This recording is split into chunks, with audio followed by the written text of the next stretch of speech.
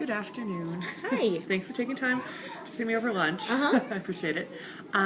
So the last time we met, we talked about our debriefing. Mm-hmm. Good afternoon, friends. Yeah. Hi. I know, they love to sit right I on know. that window. Well, it's lunchtime, so Yeah. they're hanging out. They're having a letting good some day. steam out. It's warm today. It's nice. Right. We had talked a little bit about getting into our third circuit. So what I did was I went ahead and I made a professional development plan. I kind of started talking about how we completed both the circuits. Yay! Right. All the videos are updated, and I completed my community overview. You didn't get a chance to see that, but you have enough of the video. That's the training I did. It was kind of something I had to get done, and I like I said, I made a copy again, and then kind of talked about some of the strengths we've been seeing for, I feel like we have a pretty positive coaching and relationship. Yeah. And you are very quick to learn new things and implement them. Which we talked about the last week, like I did a coaching topic once, and you were like, boom, boom, boom, and you did it perfectly. And then you incorporate in your classroom, it kind of was that. One of the neat things we talked about a little bit, and I know we've talked about off camera before, is that you have some concern with the child in AM class, which is very involved. So we might not want to tackle that one yet. We talked about. Yeah, I think the autism team and other people need to be involved in that. Yeah. That might be a little bit more something intense. that that not in May we should probably address. Yeah, probably not. Probably not. We did talk a little bit about our friend in the afternoon, though, about one behavior in particular that you've been seeing. They're kind of unsure what the cause is of it. Yeah, well, so he just kind of, he'll like throw toys. Okay. And it's really only during center times. And he like will hide behind something, and he's not like throwing it at anybody. Okay. That's not, he doesn't seem to be wanting to get attention. Okay.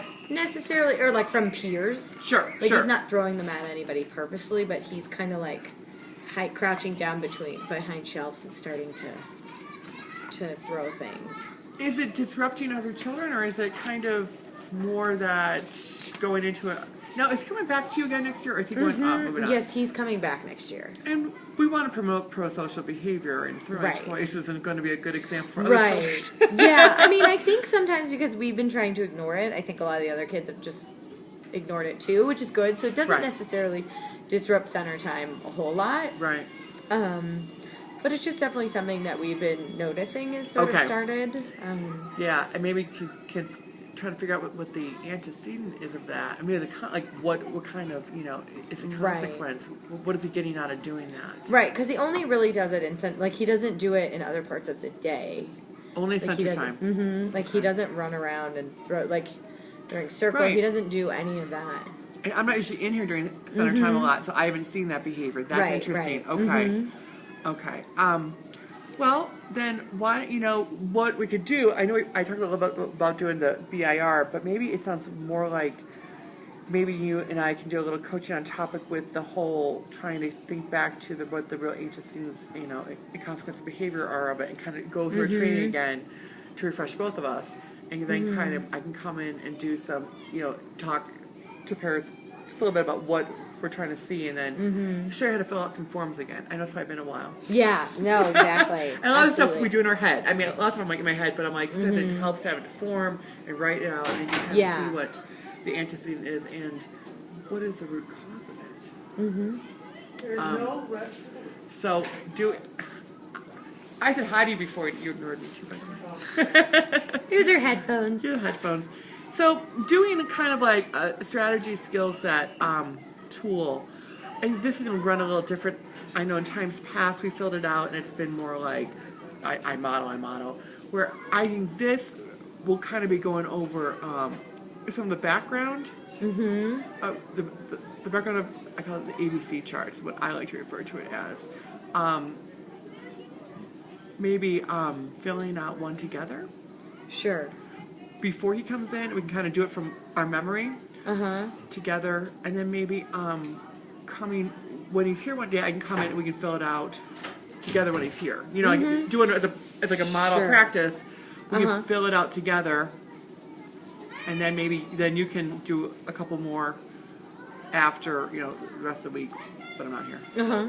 And just see, and maybe then we can get back, confer and see what, what the antecedents or the function of it tend to be, function. And then we can kind of go from there and change accordingly and see if it changes behavior. Yeah. I don't know, I think that'd be a good one just to have that practice again and kind of go back through. Yeah. So maybe I can meet with you then again about doing some coaching on topic and then pick a time and I can just come in and videotape in the afternoon. Is that okay? Uh-huh. Perfect. Great. Okay. Any other questions? I mean, is that gonna help, do you think, filling out together? Yeah. I mean, Yeah, no, definitely. Definitely. And you being a promoter, Yeah. I think then once you're together and you would fill it out, I think that'll help you like Yeah. class. Mm-hmm. Perfect. Okay. Okay. Thank you. Thank you.